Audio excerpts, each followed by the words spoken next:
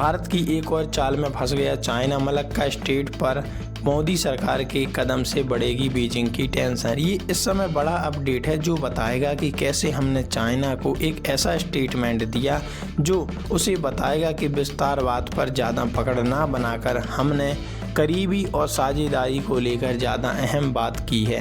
देखो खबर सामने आ रही है, भारत की एक चाल में फंस गया चाइना। मलक्का स्टेट पर मोदी सरकार के कदम से बढ़ेगी बीजिंग की टेंशन। पीएम मोदी की दौरे के दौरान भारत और इंडोनेशिया के बीच साथ मिलकर सुमात्रा द्वीप के उत्तरी छोर पर स्थित संबाग पोर्ट को संयुक्त रूप से विकसित करने पर सहमति बनी है। विस्तारवाद पर सख्त संदेश देने के बाद प्रधानमंत्री नरेंद्र मोदी ने इंडोनेशिया से चाइना का नाम लिए बिना निशाना साधा है। पीएम मोदी ने कहा कि भारत और इंडोनेशिया दिल और भूगोल दोनों से करीब हैं। उन्होंने कहा कि दोनों देशों का रिश्ता सागर का है। पीएम मोदी की ओर से अपने भाषण में समंदर का जिक्र करना सीधे तौर पर ड्रैगन को संदेश है।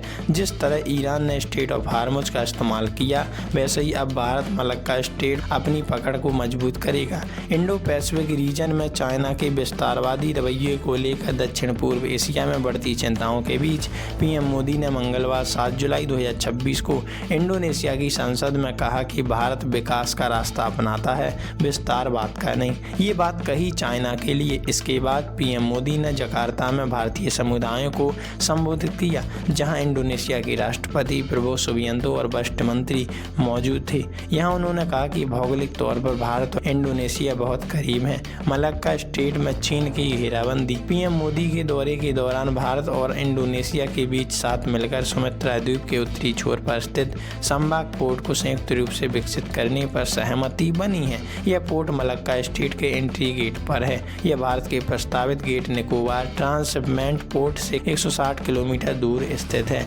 इसे भारत और इंडोनेशिया का हार्मुज भी कहा जा रहा है। चाइना की पूरी अर्थव्यवस्था मलक्का स्टेट पर निर्भर है।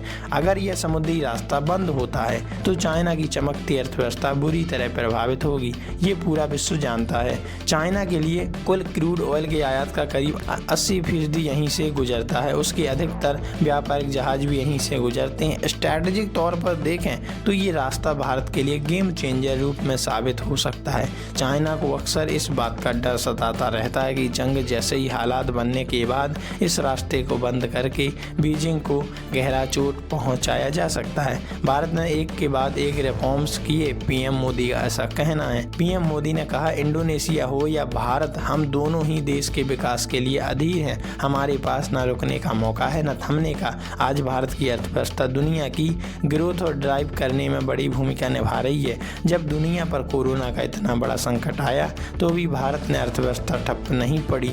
जब वेस्ट एशिया को इतना बड़ा संकट चल रहा तब भी भारत की अर्थव्यवस्था थमी नहीं। ये रफ्तार ऐसे ही नहीं आई। भारत ने एक के बाद एक रिफॉर्म्स किए, हमने लगातार परफॉर्म किया, इसलिए आज देश ट्रांसफॉर्म कर रहा है। वैसे आप इस बारे में क्या राय रखती हैं? कमेंट में जरूर बताइए।